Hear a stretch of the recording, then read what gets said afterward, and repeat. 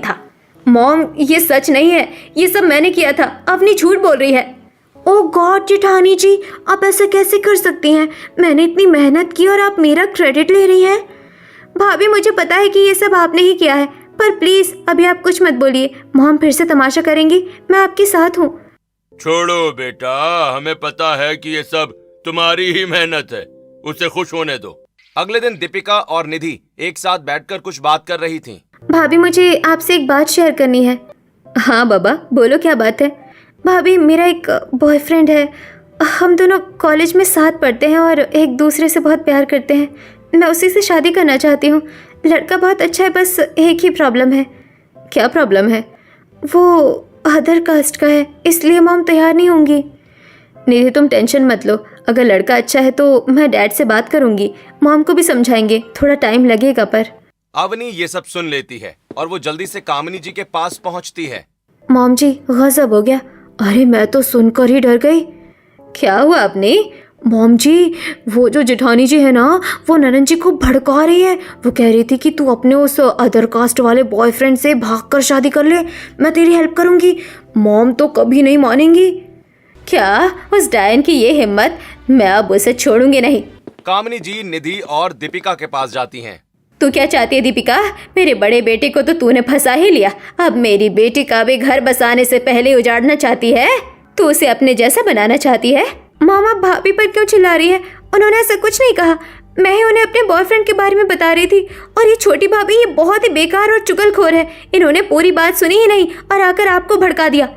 Mom जी देखिए ना, ये दोनों मिलकर मुझे ही झूठा साबित कर रही है। तो चुप कर। और दीपिका, आज के बाद तू मेरी बेटी से दूर रहना। अगले दिन शनिवार को अवनी तैयार होकर कहीं जा रही। मॉम जी, मैं ज़रा मंदिर जा रही हूँ। जेठानी जी की वजह से घर में जो ये मनहूसियत आई है ना, मैं भगवान से प्रार्थना करूँगी कि सब ठीक हो जाए और घर में शांति रहे। जीते रहो बेटा, तू ही तो मेरे घर की असली लक्ष्मी है।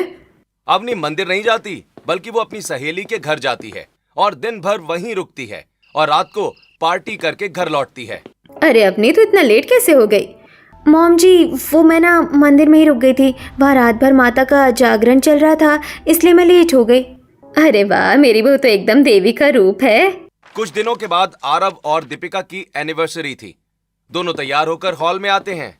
अवनी, मैं और आरव डिनर के लिए होटल जा रहे हैं, तुम भी चलो ना हमारे साथ। नो थैंक्स जेठानी जी, मैं तो मंदिर जा रही हूँ। ये दोनों जिस होटल में गए थे उसी के सामने एक नाइट क्लब था। दीपिका नाइट क्लब के बाहर अवनी को शॉर्ट ड्रेस में देख लेती है। ये अवनी है, इसने तो कहा था कि ये मंदिर गई है और ये तो नाइट क्लब आई है। मतलब इसने झूठ बोला था। कुछ समय बीत जाता है। दीपिका आरव घर आ जाते हैं। दीपिका कामिनी जी को अवनी के बारे में सब कुछ बताती है। तू पागल हो गई है दीपिका, मेरी अवनी तो मंदिर गई थी। तू उस पर ऐसे घटिया इल्जाम कैसे लगा सकती है?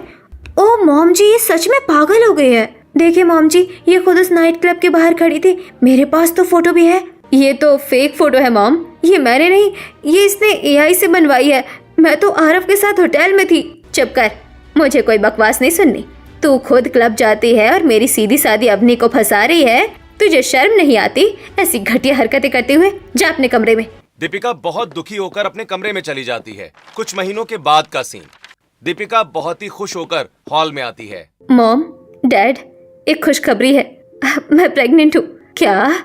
अरे वाह, मेरे घर में छोटा बच्चा आने वाला है। ये तो बहुत बड़ी खुशखबरी है। कामिनी जी अभी सब कुछ भूल जाती हैं और बहुत खुश हो जाती हैं। कामिनी जी थोड़ी देर बाद अवनी के कमरे में जाती हैं। अवनी बेटा, दीपिका तो गुड न्यूज दे रही है। तू भी कब मुझे दादी बना रही है? What mom ji, are you crazy? मैं भी कोई बच्चा नहीं करने वाली। मुझे अपना फिगर नहीं बिगाड़ना है। प्रेगनेंसी के बाद बॉडी एकदम खराब हो जाती है। ये तू क्या कह रही है बेटा? ऐसे ही कुछ समय बीत जाता है। दीपिका को एक बहुत ही प्यारा बेबी हो गया था। सभी बहुत खुश थे। देख कामिनी, मैंने कहा था ना कि तेरी ये बड़ी बहू भले उम्र में बड़ी है, पर यही इस घर में असली खुशहाली लाएगी। अरे जीजी, मेरी अवनी भी अच्छी है। रात का समय हो जाता है। अपने कमरे में आरव और दीपिका अपने बच्चे को खिला रहे थे। कामिनी जी दूर से उन्हें देख रही थी। चलो, आज तो घर का माहौल बहुत अच्छा है। मैं जरा अवनी और समर को भी देख कर आऊं। बेचारों ने डिनर भी नहीं किया अभी तक। कामिनी जी समर के कमरे की तरफ जाती हैं। दरवाजा अंदर से बंद था। वो दरवाजा खटखटाती हैं, पर कोई दरवाजा नहीं खुलता। तभी वो खिड़की से अंदर झांकती हैं। अंदर का नजारा देखकर वो हैरान रह जाती हैं। कमरे में अवनी और समर दोनों जमीन पर लेटे हुए थे। उनके आसपास महंगी शराब की बोतलें फैली हुई थीं। बीच में ताश के पत्ते और पैसे बिखरे पड़े थे। हे भगवान, ये मैं क्या देख रही हूँ? कामिनी जी गुस्से में जोर से दरवाजा खटखटाती हैं। समर, दरवाजा खोल। अवनी हड़बड़ाकर उठती है और वो जल्दी से दरवाजा खोलती है। ये सब क्या है अपनी? मेरी संस्कारी बहू अपने पति के साथ बैठकर जुआ खेल रही है और शराब पी रही है। मॉम जी, आप गलत समझ रही हैं। मतलब मॉम जी, मुझे तो पता ही नहीं था कि आपका समर इतना बिगड़ा हुआ है। ये रोज रात को बाहर जाकर ड्रिंक करता है। आज मैंने इसे बाहर जाने से रोका तो ये घर में ही बोतलें ले आया। मैं तो बस इसे रोक रही थी और रो रो कर सो गई थी, और ये तो मुझे जबरदस्ती खुद ड्रिंक करवाता है। मॉम, ये झूठ बोल रही है। इसी ने मुझे ड्रिंक करना सिखाया है। ये रोज क्लब। तो चुप कर, नशेड़ी।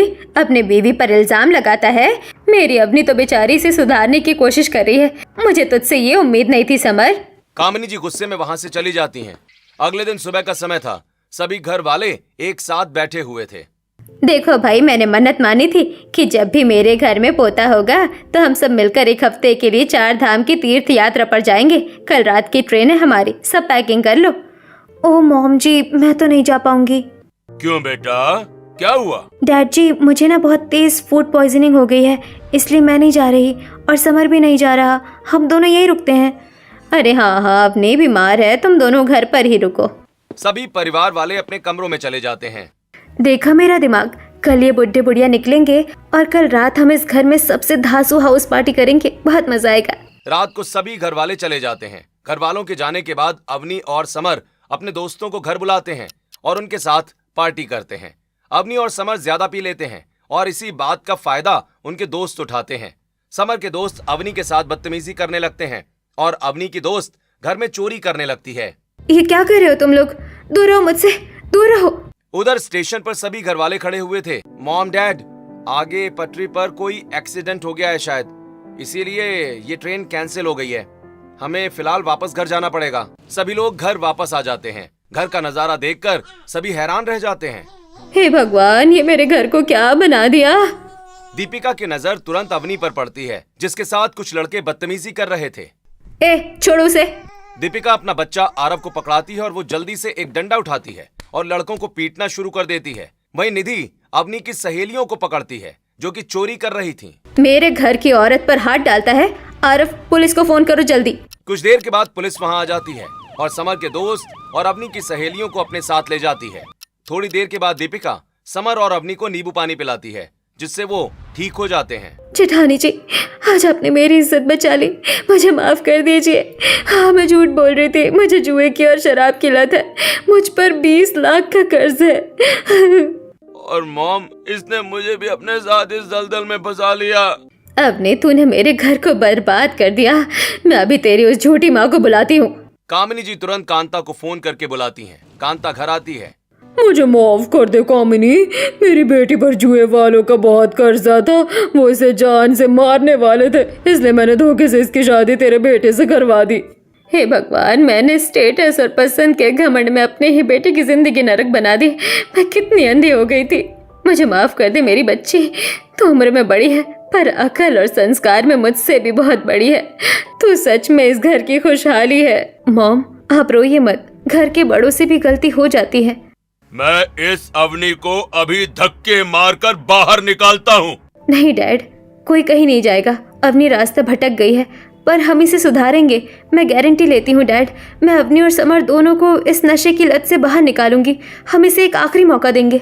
समर और अवनी को भी अपनी गलती का एहसास हो जाता है और वो दोनों दीपिका से माफी मांगते हैं। कुछ दिनों के बाद घर में सब खुशनुमा हो जाता है।